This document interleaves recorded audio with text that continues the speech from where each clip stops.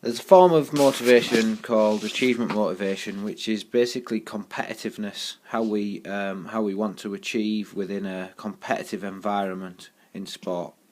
So this lesson will look at the different types of motivation, which are need to achieve and need to avoid failure, and then we've got incentive value and probability of success, which builds into the situational component of achievement motivation, and we'll also look at approach behaviour.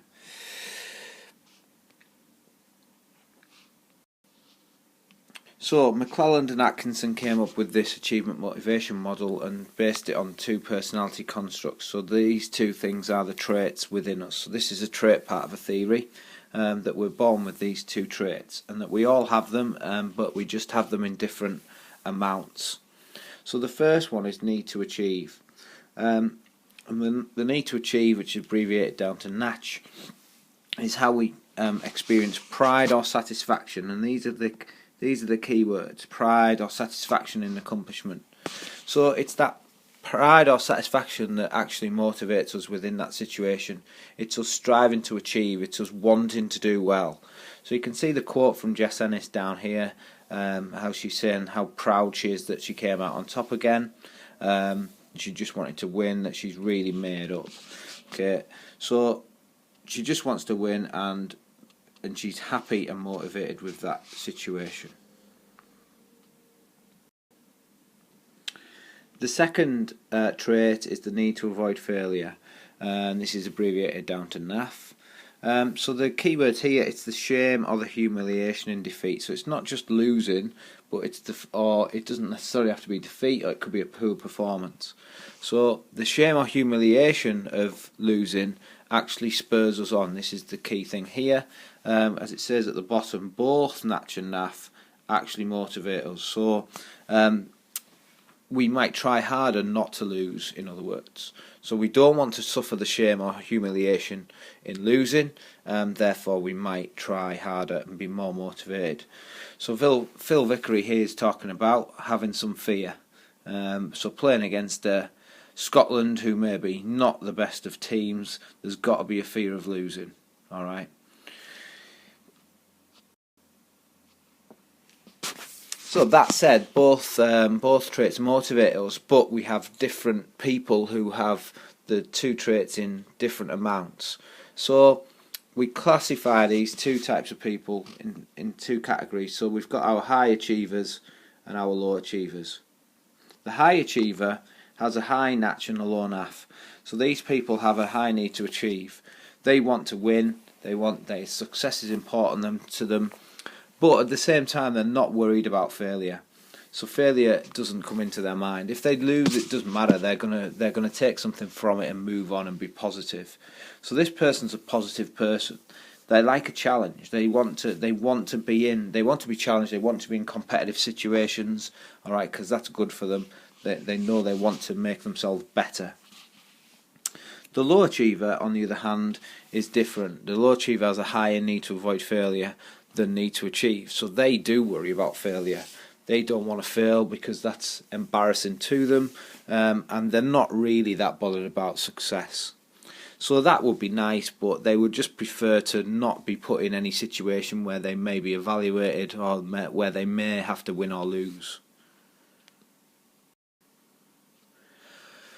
So we need to know the actual characteristics of these two achievers. We've mentioned a couple of them there, but there's some good points that we can make within a question around each one.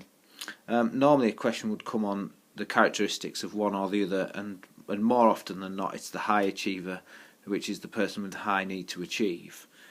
So we look at them one at a time. So persistence, do they keep going? Right, the high achiever will be persistent. They'll keep going even though it might be going wrong, or they can't get it right, or they are losing. They'll persist. They'll keep going, whereas the low achiever will give up easily. The high achiever will seek a challenge. They enjoy a challenge. They think that's good for them, and it makes them a better player. The low achiever will avoid the challenge at all costs, because they don't like to be put in such situations. The type of opponent is an interesting one. So the high achiever actually does prefer to play opponents of similar ability, whereas the low achiever will prefer to play either someone who's really rubbish, alright, because they can beat them easily, or they don't actually mind playing someone really good, because there's no shame. Remember, this is what we're talking about with the need to avoid failure. There's no shame in losing to a really good player. So they would rather play someone miles better than them than someone who's similar, where it could go either way. Confidence is straightforward. The high achiever, I'm sure we can realise by now, will be a confident performer. Low achiever lacks confidence. When they succeed, what do they say? What do they do? Well, the high achiever would succeed, but they give themselves a pat on the back. That's good, well done today, and I move on in a positive way. The low achiever would probably put that success down to fortune, good luck. Alright, they don't really believe in themselves very much. If they fail, a high achiever would take this again in a positive manner. So it would be, right, what can I do better? How can I improve? How can I make sure I don't fail next time? Where the low achiever just sees that failure as more evidence that they are not a very good player. Feedback is important to the high achiever. They'll enjoy feedback from the coach based on their performance, so that they can improve. They won't be happy just winning. They'd like to improve their performance as well. Whereas the low achiever just sees it as embarrassing. In case they get criticised, they don't want the feedback in front of anyone. And although the high achiever likes to win, it's not the be-all and end-all. So the high achiever focuses on performance. They want to perform well, and if that means that they win because of that, that's great. But for example, the high achiever wouldn't be happy if they won a game but played badly. They still wouldn't be happy with that. So they're more performance orientated, which is obviously a good thing. The low achiever focuses on the result, so they're just not bothered about playing well. They just want to not lose. That's their goal, is to not lose. So they're trying to be more result orientated. They're not really bothered about their own performance or development. So we would get this type of a question as a common question on the need to achieve and the need to avoid failure. So it's looking at which type of achievement motivation is most likely to occur in elite performers. Well, elite performers obviously are more suited to need to achieve, and the rest of the answers, as you can see here, are very similar to the ones that we've just gone through. So we've got things about the challenge,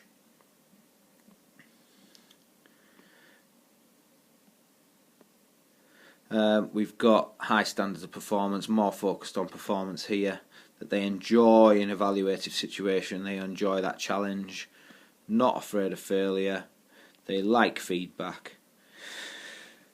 We'll come on to this because this links to attributions, and they would attribute performance to internal factors or effort. So they would look at, if they won, that they would say, yeah, that was down to me, I played well, I tried my best. And we call this approach behaviour. This whole thing about wanting a challenge, it's about approaching a challenge. So it's a good term to remember, because you can see it's on the mark scheme there, approach behaviour. They'll persist, and they have high self-efficacy or confidence. So a fairly straightforward question. Obviously they could ask about the need to avoid failure here, and it would be just opposite answers. But the most likely question is on the need to achieve. Another question is around this approach behaviour. So how could a coach develop approach behaviour? Well, it's fairly straightforward answers, as you can see. So just allowing positive experiences or success. So we might try to create success in a training environment, and gradually increase the task difficulty. So increase the challenge. Alright, offer a challenge, again in training and things like that, in coaching sessions. Setting goals, again they should be realistic goals, but offering some sort of a challenge. Positive feedback and praise, particularly obviously when we've done well. taking away the amount of punishment we do, but encourage risks. Right, so really encourage people to take risks. You know, shall we try and win the game even if it means we might lose it? Alright, that kind of thing. Take risks in trying new moves or new techniques. Attributions, which we've talked about, which we'll discuss more in the next topic and the next lesson. And high levels of self-efficacy, which is confidence. So a fairly straightforward answer is to what we would expect, how you could get people to approach a challenge, get your players to approach a challenge. McClelland and Atkinson suggested that situational factors also contribute. So we've talked about the trait part of the theory. This is more of the social learning part of the theory. So we know that we call this an interactionist theory. The McClelland and Atkinson's theory is interactionist because it's a combination of trait and social learning. So they say that the situation can also motivate us. It's not just down to our personality, how we're born. So the two main things that that influence this, as you can see, are called the probability of success and the incentive value of success. They're two terms that you need to know and remember. So, and you need to obviously know what they mean. So the probability of success, you can see, is around the task difficulty. So how likely is it that I'm going to win is the probability of success. The incentive value of success, an incentive is some sort of a reward. So how rewarding is it? All right, what reward do I get from the success? We would often relate this, and this is the actual graph from the theory, which I know sometimes looks confusing, but basically we're looking at incentive value up here. So you can see that gets higher as we go along. So that's the more reward as we go up, and you've got the probability of success along the bottom. So this means I'm more likely to win as I go further along. So basically what we're saying is that these two factors, the probability of success and incentive value, are inversely proportional.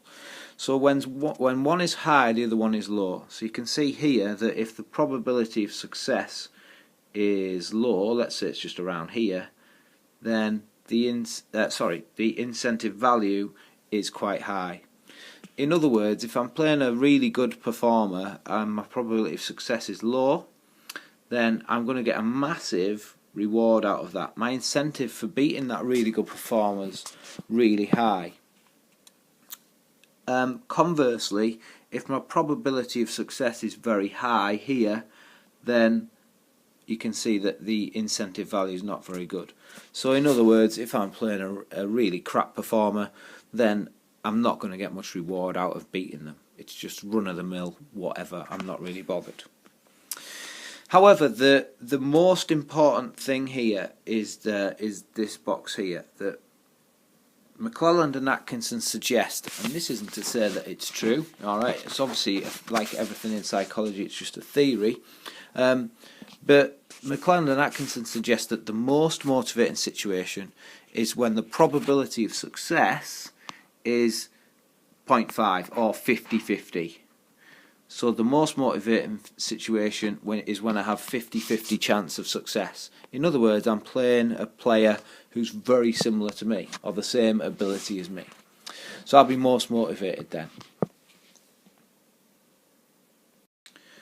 So just leading on to this a little bit. So when the probability of success is high, in other words, I'm playing a weak opponent, we know the incentive value of success is very low. Okay, and I think that makes sense, that we're not going to get much reward out of playing and beating a not very good opponent. When the probability of success is low, then we know that the incentive value is high.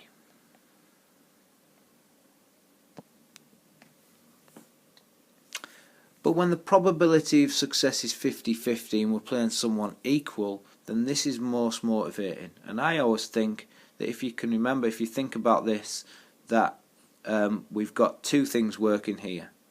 And if we link back to what we know already, we've got both of these things happening. We want to win, we want to beat them, but we also have a bit of a fear of failure, so our NAF is also motivating us. If we link back to the other two and think about Natch and NAF, in the probability of success being high, I'm playing a weaker opponent. Obviously, with the incentive value being low, all I've got really is NAF in this situation. When I'm playing the stronger opponent, all I've really got, because it doesn't matter if I lose to them, alright, all I've really got is Natch working. So that works here. But in the 50-50 situation, we've got both. Okay, I want to beat them, my similar opponent, but they could also beat me, so I'm a little bit worried about them beating me. So I've got both things happening.